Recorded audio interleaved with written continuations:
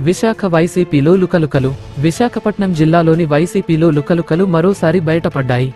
బ్రాహ్మణ corporation chairman Seethamraju Sudhakar వైసీపీకి రాజీనామా చేశారు. విశాఖ దక్షిణ నియోజకవర్గం టికెట్ ఆశించిన సీతంరాజు సుధాకర్ తనకు టికెట్ ఇవ్వకపోవడంతో అసంతృప్తి చెందారు. దీంతో వైసీపీకి రాజీనామా చేశారు. సీతంరాజు సుధాకర్ రాజీనామాతో విశాఖ వైసీపీలో మొదలైన ముసలం మరింత పెరిగింది. గతంలో కూడా వంశీకృష్ణ శ్రీనివాస్ వైసీపీకి రాజీనామా చేశారు. సీతంరాజు సుధాకర్ రాజీనామాతో వైసీపీలో అసంతృప్తి పెరుగుతుందని భావిస్తున్నారు. త్వరలో సీతంరాజు సుధాకర్ టీడీపీలో చేరే అవకాశం ఉంది.